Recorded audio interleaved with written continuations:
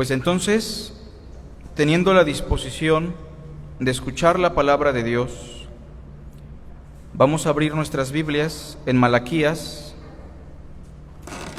y vamos a dar lectura al capítulo 2.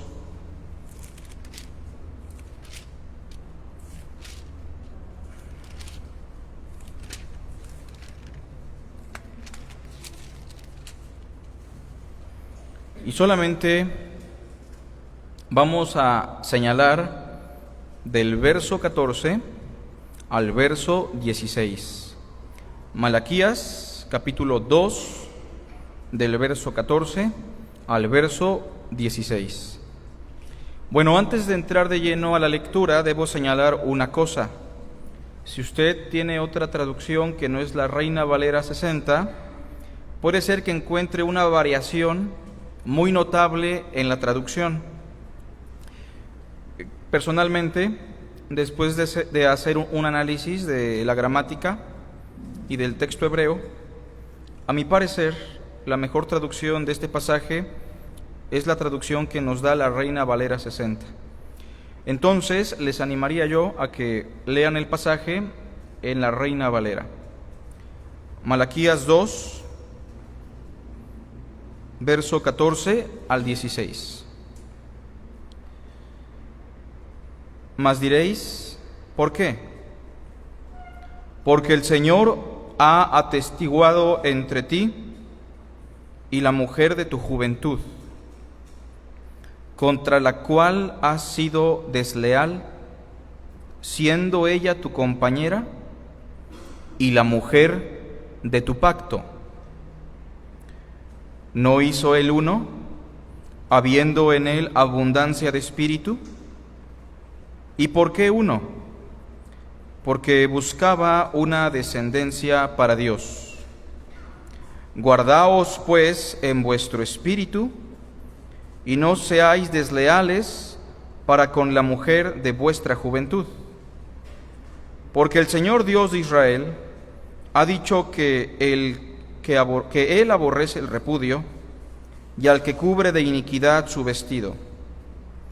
Dijo el Señor de los ejércitos: guardaos pues en vuestro espíritu y no seáis desleales. Bueno, hoy hablaremos del propósito del matrimonio en el relato del Génesis.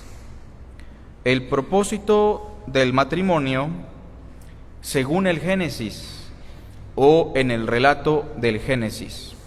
Recordemos que hemos enfatizado una cosa, que el asunto del matrimonio se debe abordar a partir de la enseñanza original y de los conceptos originales que solo podemos encontrar en el relato del huerto del Edén. Cada vez que nuestro Señor Jesús, el apóstol Pablo o el apóstol Pedro abordan el tema del matrimonio, siempre su referencia es el Génesis capítulo 2, Génesis capítulo 3, y así entonces el relato bíblico nos da a entender que el estándar correcto del matrimonio no fue la ley mosaica, no fue la tradición judía, no fue el matrimonio en tiempos de nuestro Señor, no fue la concepción matrimonial a través del pensamiento fariseo. El matrimonio tiene sus bases, su modelo, en el relato del Génesis, sobre todo Génesis 1, 2 y 3. Y aunque acabamos de leer un pasaje en el profeta Malaquías, el pasaje de Malaquías nos lleva de nuevo al relato del Génesis. O sea, Malaquías, tratando un asunto del matrimonio, toma como punto de partida el relato del huerto de Edén, donde Dios hizo uno. Es lo que dice el verso 15. ¿No hizo él uno, habiendo en él abundancia de espíritu? Y entonces hoy hablaremos del propósito del matrimonio según el Génesis. Bueno, preguntas a responder. La primera pregunta aparece en el verso 15. Noten, Malaquías le pregunta algo a los hebreos. Malaquías les hace una pregunta de reflexión que tiene que ver con el área matrimonial. La pregunta es, ¿no hizo él uno, habiendo en él abundancia de espíritu? ¿Se dan cuenta de la primera pregunta? En otras palabras, ¿había en Dios suficiente vida para crear múltiples parejas o, en su defecto, crear a toda una población de humanos a su imagen? La pregunta es, ¿en él había poder de vida, poder de espíritu para hacer eso? Dios de golpe pudo crear cientos de parejas, cientos de hombres, mujeres, para no llenar la tierra gradualmente, sino tenerla llena de un solo golpe. Sí, la respuesta es, Dios tenía ese poder. En Dios existe una abundancia de espíritu. Aquí la palabra espíritu tiene un significado muy particular. Es un sinónimo de vida, como cuando dice que sopló aliento de vida. Ahí la palabra ruaj es vida. En ese sentido, la pregunta es esa. Dios tenía poder, Dios tenía vida abundante para crear muchas parejas o crear de golpe a todos los seres humanos que poblan este planeta. Y la respuesta es sí. Y si la respuesta es sí, debemos responder la segunda pregunta del verso 15. ¿Y por qué uno? Bueno, ¿por qué hizo solamente a uno? ¿Por qué solamente hizo del hombre y la mujer una sola carne? ¿Por qué solamente Dios creó un hombre? ¿Por qué solamente Dios creó una mujer y de ambos hizo uno? ¿Por qué? ¿Cuál es la finalidad de Dios? O, según nuestro tema, ¿cuál fue y cuál es el propósito de Dios al establecer un matrimonio de dos personas que son una? Y dice el verso 15, ¿y por qué uno? La respuesta es, porque buscaba una descendencia para Dios. Así que si pudiéramos concluir el sermón en esta tarde, ¿cuál es el propósito del matrimonio según el Génesis? La respuesta es que del matrimonio de Adán y Eva se diese una descendencia para Dios.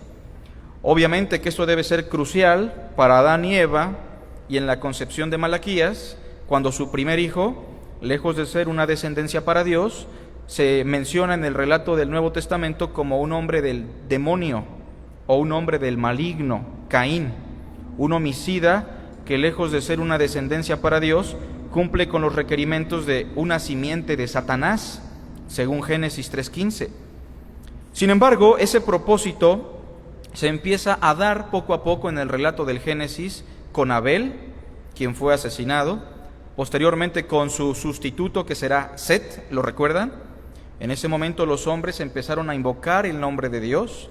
Entre esa descendencia, entre la familia de Set, hubo un hombre llamado Enoc, que caminó con Dios y fue arrebatado.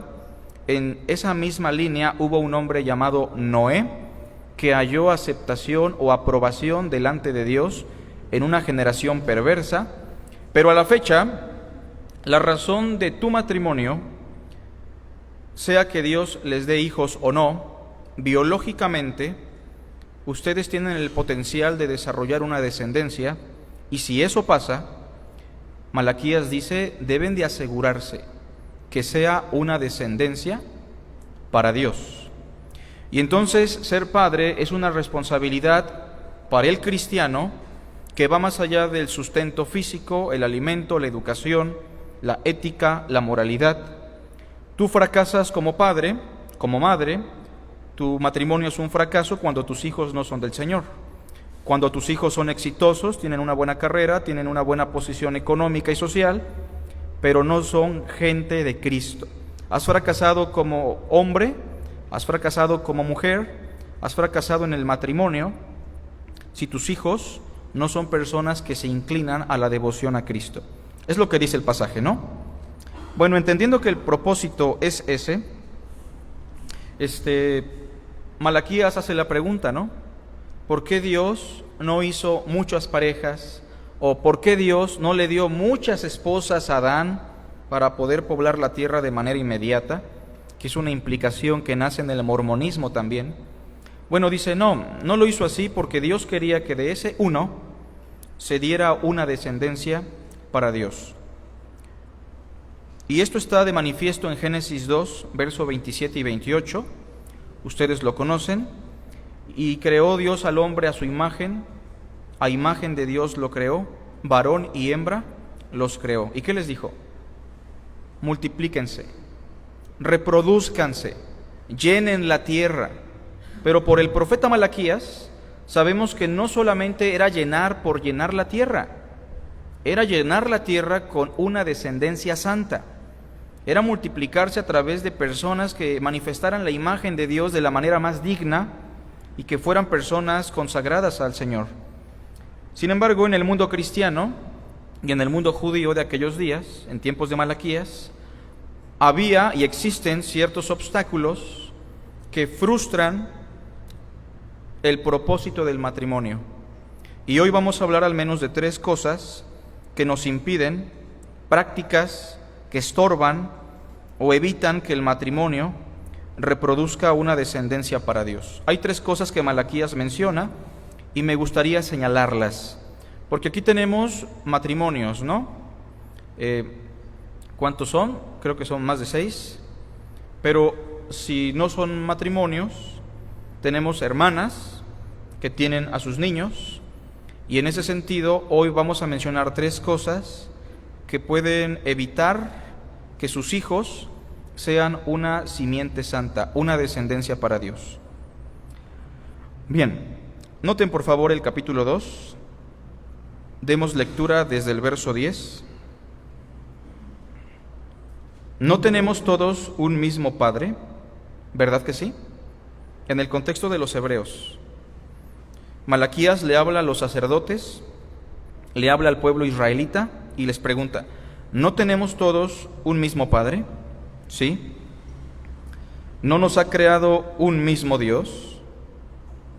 ¿Por qué, pues, nos portamos deslealmente el uno contra el otro, profanando el pacto de nuestros padres? Algunos opinan que esa frase de profanar el pacto de nuestros padres es en referencia al pacto mosaico, al pacto que se hizo en el monte Sinaí. Sin embargo, es muy probable también que esa frase, el pacto de nuestros padres, sea una alusión al pacto matrimonial, porque también era vulgarmente conocido como el pacto de los padres, en donde los padres pactaban una unión en el pueblo hebreo y muchas veces ese pacto era quebrantado por sus hijos, siendo desleales con su mujer o la mujer con el varón. Bueno, solamente es una forma de interpretar, es probable que se refiera más al pacto mosaico, pero en el contexto también existe la posibilidad de que se refiera al pacto matrimonial. Versículos 11. Prevaricó Judá, y en Israel y en Jerusalén se ha cometido abominación, porque Judá ha profanado el santuario del Señor que él amó. Leemos juntos. Y se casó con hija de Dios extraño. La primera cosa que evita o un obstáculo en el matrimonio para lograr que una descendencia sea para Dios, para lograr que un hijo, una hija sean personas de Cristo, es el casarnos con hija o con hijo de Dios extraño. Ese es el primer punto que debemos destacar. Cuando un miembro del pacto en aquella época se juntaba con una mujer que tenía dioses extraños, o al revés, con un varón que tenía dioses extraños, eso priva la posibilidad de que su descendencia sea una descendencia para Dios. En el Nuevo Testamento a esto le llamará Pablo el yugo desigual. Y en las palabras de Malaquías, hay una frase muy pesada en Malaquías que dice, malditos son con toda maldición. ¿Han escuchado esa frase? En referencia a los diezmos, obviamente bajo el pacto mosaico. No estamos diciendo que quien no dé su diezmo está bajo maldición, pero quien violaba el pacto mosaico con los diezmos Malaquías usa esa frase: maldito eres con toda maldición. Y de la misma forma, maldito, en ese sentido, es todo aquel, en el contexto de Malaquías, que quebranta el pacto, que menosprecia el pacto de los padres para irse con hijo o con hija de Dios extraño. En el relato del Génesis encontramos algo muy similar. Vean, por favor, en el Génesis,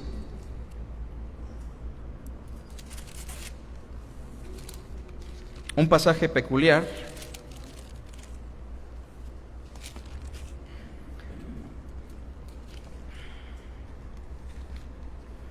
Génesis 4.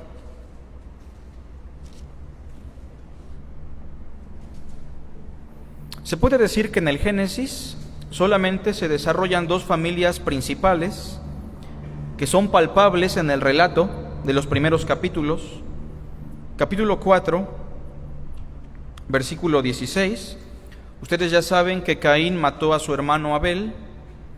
Obviamente no existía ningún mandamiento que dijera no matarás, pero la conciencia, la imagen de Dios en Caín, le acusó y él sabía que su acción era perversa.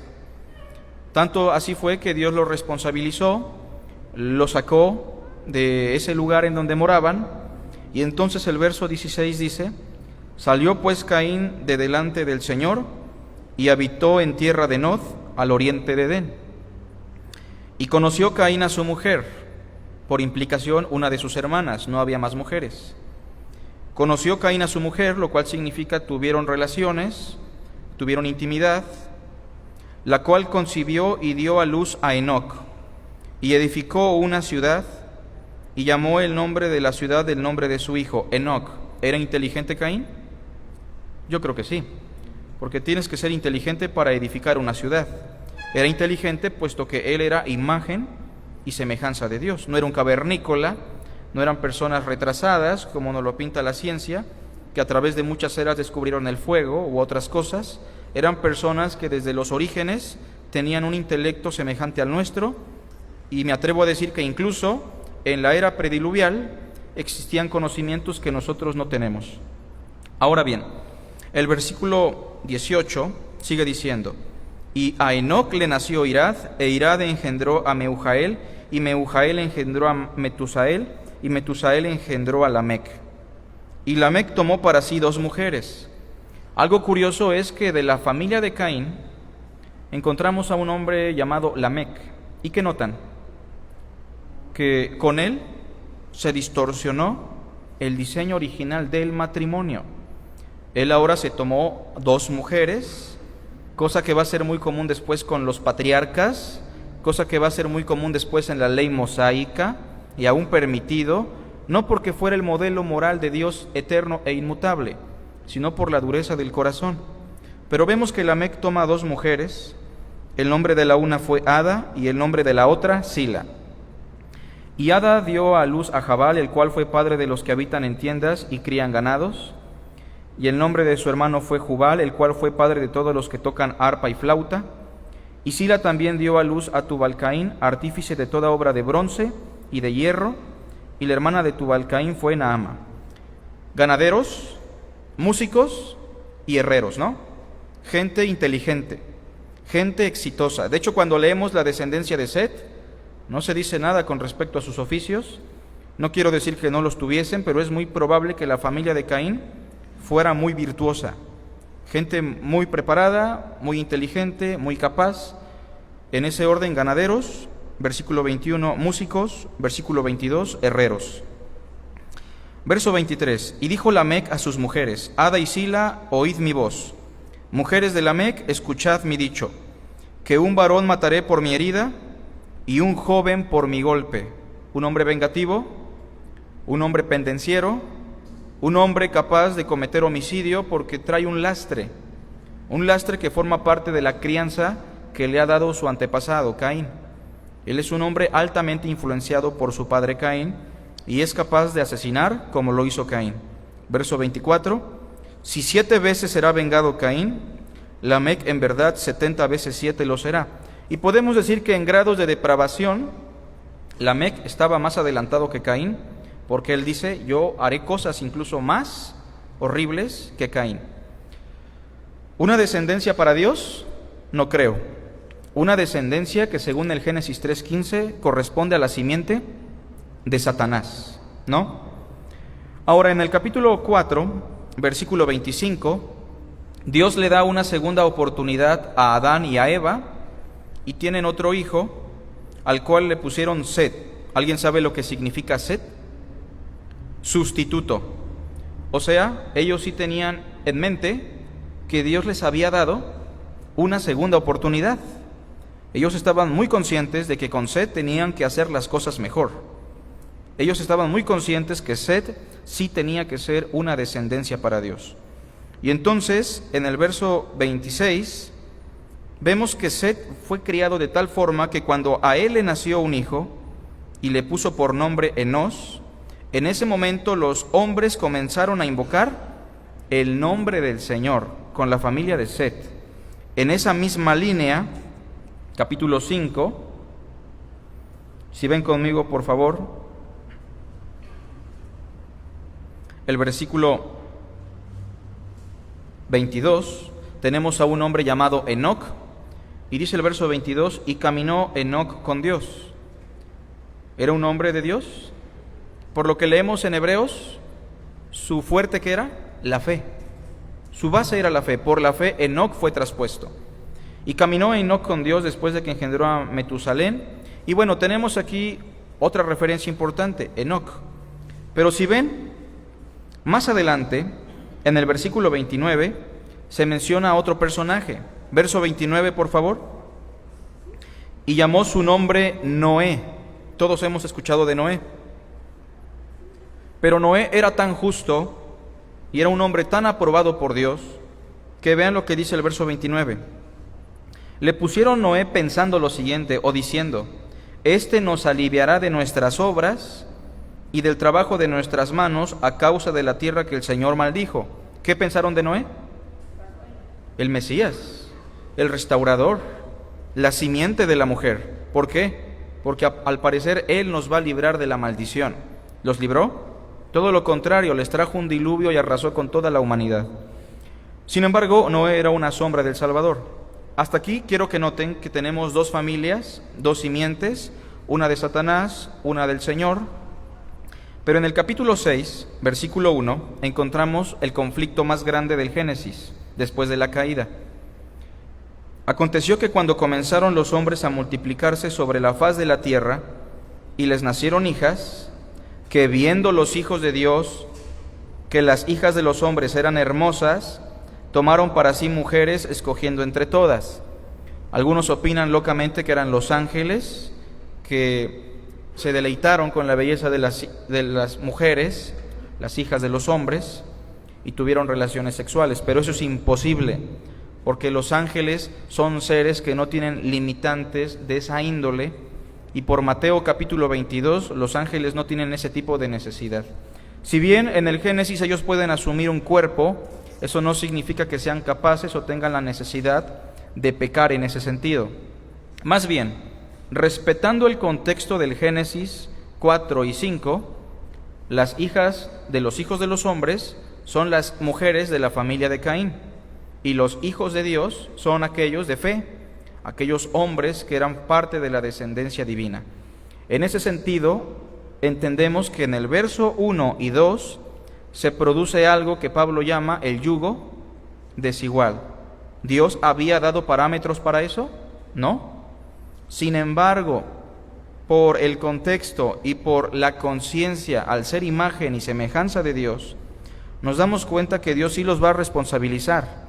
Y en el verso 3 dijo el Señor: no contenderá mi espíritu con el hombre para siempre, porque ciertamente él es carne, mas serán sus días 120 años. ¿Qué fue lo que le molestó al Señor? Sencillo, que sus hijos, que las personas de fe, que las personas del pacto, en el contexto de Malaquías, buscaran una persona, un cónyuge que tuviese Dios extraño, que no fuera un hombre o una mujer de fe. Y debo mencionar esto porque en las palabras de Malaquías es muy grave. Malditos sois con toda maldición. Quien quebranta el pacto de Dios en el Antiguo Testamento, en el contexto de Malaquías, es digno de maldición. En el Nuevo Pacto no, porque Cristo nos redimió de la maldición de la ley. Sin embargo, mis hermanos, si algún joven, alguna jovencita, tiene en su corazón la intención de tener una relación amorosa o entablar una relación matrimonial con una persona que no es del pacto del Señor, que no ha sido redimido por Cristo ni por su sangre, esa persona está pecando altamente en contra de Dios, y aunque no lo vamos a matar como en el pacto mosaico, es digno de muerte. Y es una persona que está menospreciando por completo la sangre de Cristo, está pisoteando al Hijo de Dios y está menospreciando el pacto por medio del cual hemos sido ingresados al reino. No solamente que lo haga, el mero deseo es perverso, el mero deseo es traición a Cristo. En ese sentido, existen personas muy absurdas que realmente merecen la disciplina del Señor con todo el peso, llegando a pensar, bueno, esta persona, esta mujer, este varón no tienen a Dios, pero si yo me caso con él, con ella, es muy probable que lleguemos a la fe juntos. Es muy probable que yo como cristiana lo pueda influenciar o yo como cristiano la pueda influenciar. Eso es una mentira del diablo y eso tiene que ver mucho con lo que dice el proverbio. Hay camino que al hombre le parece recto, pero su fin es de muerte. Es muy difícil, en algunas ocasiones incluso imposible, que Dios pueda honrar un matrimonio donde desde el principio la persona de manera consciente y libre quiso burlar al Señor, quiso despreciar la sangre de Cristo, después de conocer la Escritura, menosprecia el pacto, casándose con hijo o hija de Dios extraño. Esto que estoy diciendo es muy grave y se los digo a los jóvenes o a los niños que me están escuchando para que se ahorren muchos problemas, para que no tengan aflicción en su carne, para que no tengan tanta congoja y sin ningún impedimento puedan tener una descendencia para Dios. En ese sentido también el exhorto es para los que son papás y ya están en unión. Tienen que buscar que sus hijos realmente sean conscientes y sean responsables de buscar a alguien dentro del pacto de nuestro Señor. No significa con esto que un matrimonio que inició mal, tomando una mala decisión, no pueda encontrar la restauración del Señor. Es muy probable que la restauración llegue si la persona se humilla, si la persona se pone a cuentas con Dios, pero el camino será mucho más difícil que si la persona hubiese buscado a un hombre o a una mujer del pacto del Señor. Esto queda muy claro, ¿no? La primera cosa que nos evita o es un obstáculo para tener una descendencia para Dios es el casarnos con hija o con hijo de Dios extraño. En ese sentido sí me gustaría mencionar, hermanos, y reiterar constantemente que esto muchas veces se pasa por alto y es muy común ya encontrar a un hombre o una mujer de la iglesia o de cualquier parte del mundo cristiano que nos dice, pastor, puede venir a orar por el nuevo matrimonio, es que mi hija que va a la iglesia o mi hijo que va a la iglesia, al cual usted bautizó cuando era niño, se va a casar con una persona. Hermano, hermana, ¿conoce al Señor? No, pero pues ya, hermano, ya están grandes y ya. Hermanos, por favor, cuando ustedes vengan a mí diciéndome eso, sinceramente les voy a exhortar, y sí voy a ir obviamente por causa del inconverso, es muy probable que lo haga, pero de antemano deben saber que les va a ir muy mal. Aunque dibujemos el mejor futuro, las cosas no pueden salir bien. Así que, en ese sentido, ahórrense problemas con el Señor y ahórrense problemas futuros con respecto a la descendencia para Dios. Ahora bien, Malaquías 2 sigue diciendo otra cosa, hermanos.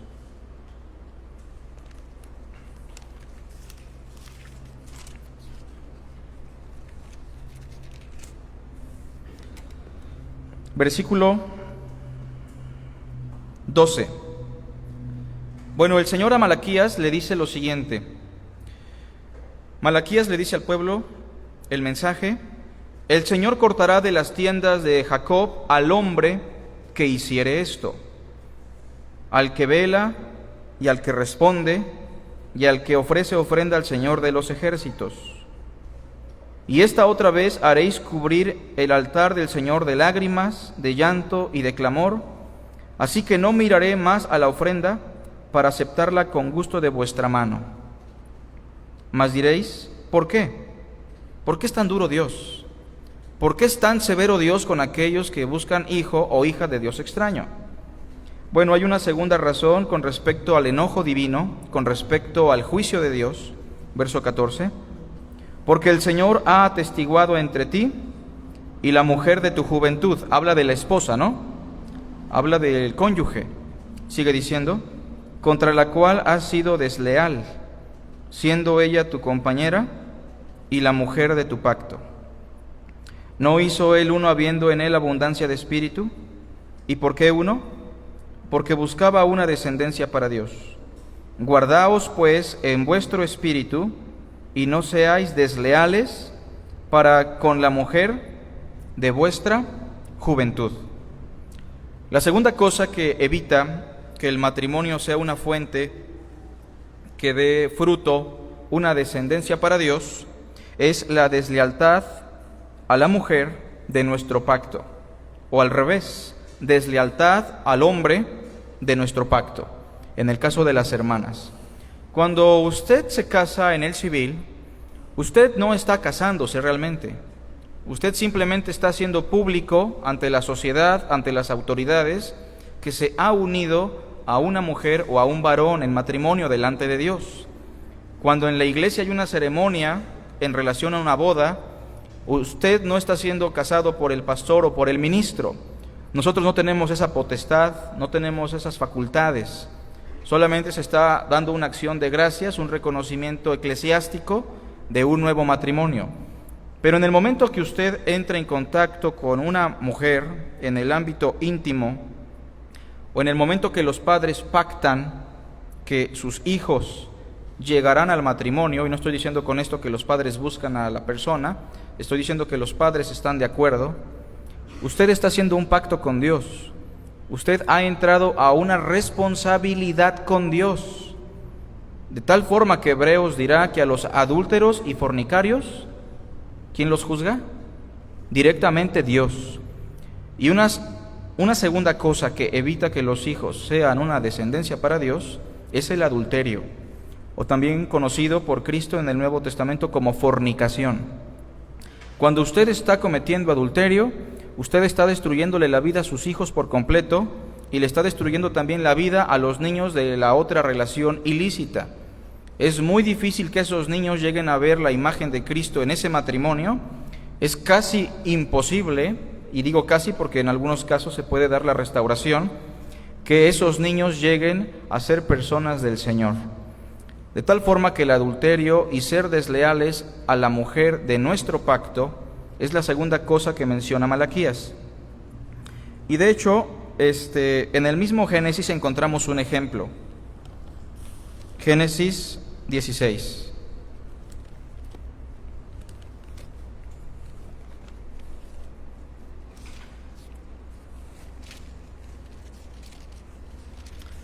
Génesis 16. Hemos leído este pasaje constantemente. Yo les pregunto algo: ¿qué buscaba Abraham y Sara? ¿Qué querían? Un hijo, ¿no? Pero en el contexto del pacto que Dios hizo con Abraham, tenía que ser un hijo que formara parte de una simiente santa, ¿o no? Bueno, entonces llegó el momento en el cual ellos le quisieron ayudar a Dios. Pasa que muchas veces nosotros nos sentimos capaces de adelantarnos y darle un empujoncito a Dios porque a veces está tardando o porque creemos que no es muy sabio para con nosotros y cometemos errores muy graves. En el capítulo 16, Sarai, mujer de Abraham, no le daba hijos y ella tenía una sierva egipcia que se llamaba Agar. Dijo entonces Sarai a Abraham: ya ves que el Señor me ha hecho estéril. Te ruego pues que te llegues a mi sierva, quizá tendré hijos de ella. y atendió a Abraham al ruego de Sarai. Una petición perversa, porque aquí se están quebrantando muchas cosas. Lo primero, que la mujer está tomando una posición de instrucción y autoridad que según el Génesis no le corresponde y siempre culmina en pecado, como lo hizo Eva con Adán y en este caso Sara con Abraham. Segundo, están incurriendo en adulterio y la mujer está propiciando que su esposo cometa adulterio con la esclava. Y en tercero, están arruinándole por completo la vida al futuro hijo que será Ismael, y por implicación también le van a arruinar la vida a la descendencia de Isaac. Debo mencionar que cuando los hermanos de José, ¿se acuerdan de José el soñador? Lo venden, se lo venden precisamente a los ismaelitas, a sus hermanos, pero que eran personas comerciantes, eran personas fieras, y que a la fecha siguen siendo personas que tienen un conflicto cruzado con la descendencia de Abraham según la carne. Y noten, por favor, que en el versículo 3, y Sarai, mujer de Abraham, tomó a Agar, su sierva egipcia, al cabo de 10 años que había habitado Abraham en la tierra de Canaán, y la dio por mujer a Abraham, su marido. Y él se llegó a Agar, la cual concibió, y cuando vio que había concebido, miraba con desprecio a su señora. Bueno, ustedes saben lo que termina esta historia, pero voy a dar otro ejemplo. El rey David. El rey David llegó a cometer adulterio de manera muy sutil. Y es que el adulterio, mis hermanos, no es que esté de moda, siempre ha sido el talón de Aquiles de los hombres y las mujeres de Dios en el relato bíblico. David era un hombre conforme al corazón de Dios, ¿estamos de acuerdo? Y quiero pensar que era un hombre de fe incluso más que yo y que ustedes. Pero un día David, dice Samuel, que cuando los reyes salen a la guerra, en el año que los reyes salen a la guerra, y si David era un rey, tenía esa responsabilidad, dice que se quedó en su casa real. ¿Qué pecado cometió ahí? Cuando usted tiene que hacer algo y no lo hace, ¿cómo se llama? Irresponsabilidad. Y es un pecado, ¿no? Se quedó en su casa, pero dice que se quedó ahí para dormir hasta muy tarde. Y levantándose muy tarde, ese es un segundo pecado, ¿qué sería? La pereza. ¿Se dan cuenta cómo la irresponsabilidad lo llevó a la pereza? Bueno, se levantó muy tarde, ¿no? Pero ¿qué hizo David? Ay, la regué, ahora sí me voy a poner a trabajar, llamen un carruaje y me voy a la guerra. No hizo eso, ¿verdad? Se paró muy tarde, pero empezó a caminar por el terrado de la casa real. ¿Qué estaba haciendo? Paseando. No tenía ninguna finalidad, no tenía obligación. Bueno, tenía, pero no la estaba tomando. ¿Cómo se le llama eso? Ociosidad. Irresponsabilidad concibe pereza. ¿Y la pereza da como fruto? La ociosidad. Bueno, y ya estando de ocioso, pues por ahí se le presentó una mujer muy guapa que se estaba bañando, y entonces David la empezó a codiciar en su corazón. Sus ojos quedaron fijos sobre esta mujer hermosa que se estaba bañando, y entonces la ociosidad lo llevó a la codicia, ¿no? Regularmente ese patrón siempre se repite. Bueno, cuando David llegó a la codicia y empezó a imaginar cosas, él pudo cambiar su mente y arrepentirse, ¿no? Pero él siguió mirando a esta mujer, la mandó a llamar, pero alguien le dijo, ¿sabes qué? Esta mujer no es cualquier mujer. Bueno, es una mujer cualquiera, obviamente, común, como cualquier otra, pero es especial porque es una de las mujeres que este hombre, su marido, está al frente de la batalla, y es un hombre muy honesto, muy leal, que se llama Urías Eteo. Eso debió ser mucho ya para que David se apartara por completo de eso, ¿no? Pero entonces David se llega a esta mujer, la mujer concibe de David, tiene un hijo, o más bien queda preñada, y el pecado es tan perverso que empezó a maquinar, ¿recuerdan?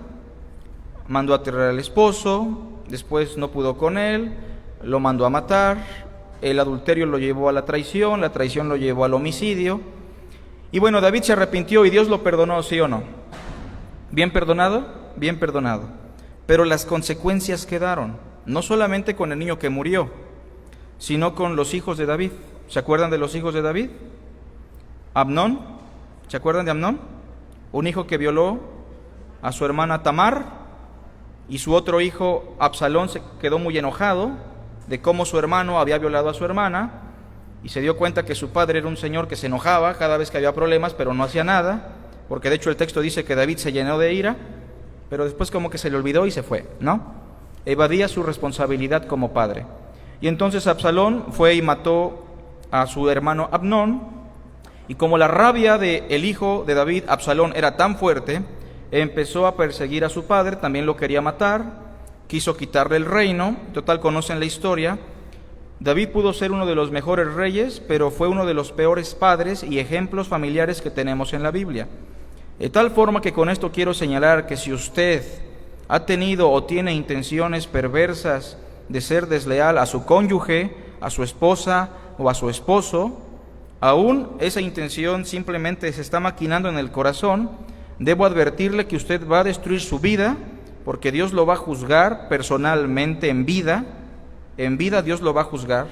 Regularmente el adúltero termina sin dinero, sin salud, sin familia, sin nada, pero también usted le está destruyendo la vida a sus hijos y a los niños que puedan salir de una relación ilícita.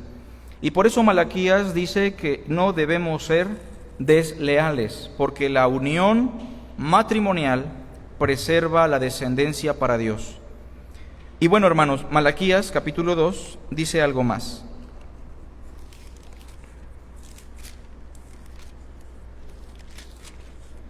Malaquías 2, verso 16.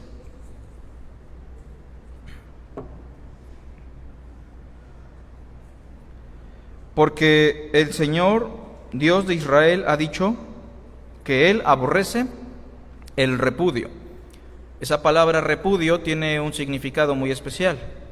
No solamente es asco. El repudio es una práctica judía, o era una práctica judía que consistía en darle a la mujer carta de divorcio. ¿Se acuerdan que este problema era muy común en tiempos de Jesús? ¿Se acuerdan de la mujer samaritana? ¿Cuántas veces la habían repudiado? 5 veces.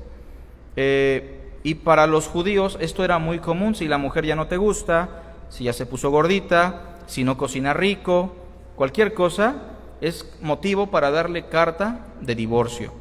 Esto el Señor lo condenó en el Nuevo Testamento y dijo que el divorcio, incluso de manera justificada, solo se da por la dureza del corazón, pero aún así no es lo que Dios desea, no es su sentir, no es su deseo. El deseo de Dios siempre ha sido el perdón, la misericordia, la restauración. Así que la tercera razón por la cual se puede estorbar a una descendencia para Dios es el divorcio o el repudio o dar carta de divorcio. Ahora, me gustaría mencionar algo. En el verso 16 se usa una figura de dicción, se usa una especie de metáfora. Quiero que vean. Porque el Señor Dios de Israel ha dicho que Él aborrece el repudio y al que cubre de iniquidad su vestido. Esa frase quiero que la tengan en mente. Al que cubre de iniquidad su vestido. Es la imagen de un asesino que acaba de matar a una persona y que ha sido salpicada de su sangre, y toda su ropa, todo su vestido ha quedado lleno de sangre, salpicado. Su vestido ha sido cubierto de iniquidad. Pero la pregunta es, ¿Malaquías nos está hablando de un homicida o de alguien que quiere divorciarse? Bueno, se habla de alguien que se quiere divorciar. Se habla de alguien que repudia a su mujer o a su esposo, en este caso, ¿no? Pero ¿por qué usa esa metáfora? Porque cuando alguien propicia el divorcio, es igual de espantoso que un hombre que asesina a su prójimo y se salpica con su sangre. ¿Se entiende la idea? Es igual de grave. Aquí escribí esto para que quede más claro. El divorcio es tan grave como aquel asesino que mancha de sangre su vestido. En esta figura, quien propicia el divorcio es como si asesinara a su mujer y a sus hijos, manchando sus vestidos con su sangre. Mire, hermano, hermana, cuando usted le dice a su esposo, ¿sabes que ya no quiero nada contigo? Usted le está diciendo: te estoy asesinando y me estoy salpicando con tu sangre, y de paso también asesino a mis hijos y me salpico con su sangre. Suena feo, ¿no? Y tal vez usted dirá: es que lo decía yo en un momento de ira y de enojo y en un arrebatamiento. Bueno, el asunto es que no importando la situación, cuando usted pide divorcio, cuando usted pide separación o cuando usted tiene la intención de fracturar su relación matrimonial, es como si usted asesinara a su cónyuge y como si usted estuviese asesinando también a sus propios hijos. ¿Por qué? Porque en el momento que se da un divorcio, obviamente las dos partes sufren, pero los que más sufren y se ven afectados y se ven totalmente abandonados, ¿quiénes son? Los hijos, por completo. Así que le animamos a que considere esta expresión. Cuando usted propicia el divorcio, es como un asesino que cubre con sangre su vestido, con iniquidad. Primera los Corintios 7, hablando del divorcio, toca el asunto de los hijos. Es curioso, ¿no?, que hoy día una pareja cristiana se divorcia por cualquier cosita, ¿no?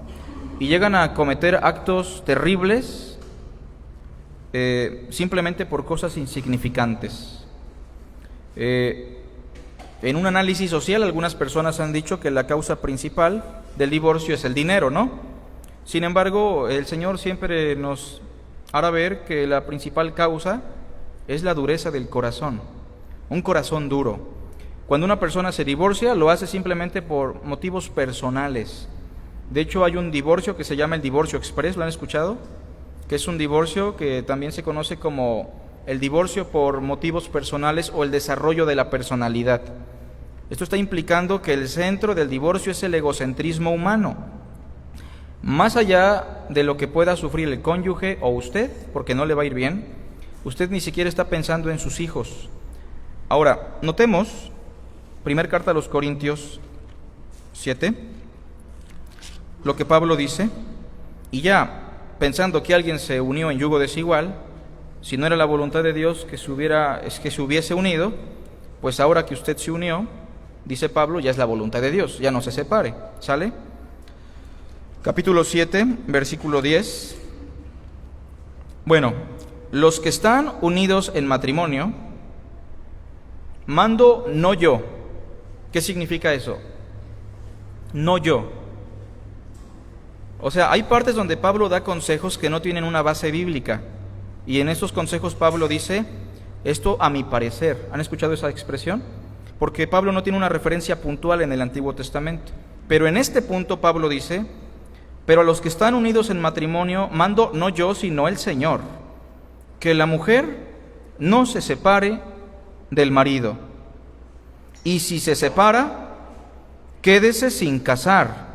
Este texto no le gusta a muchas hermanas que se separan y después quieren volverse a casar.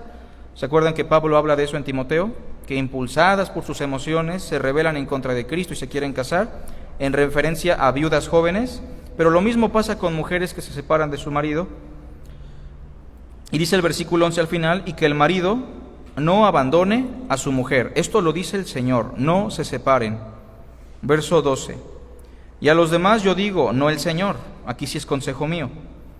Dice Pablo, pero no porque sea consejo de Pablo no significa que no sea inspirado. Recuerden que Dios inspiró a sus apóstoles y en este caso es palabra divina. Si algún hermano tiene mujer que no sea creyente, que es el caso de muchos que se casaron con una mujer que no era creyente y difícilmente puede llegar a la fe, o puede ser el caso de una mujer que tiene la misma situación, que ya lo veremos, Pablo dice, y ella consiente en vivir con él, ¿qué dice? No la abandone.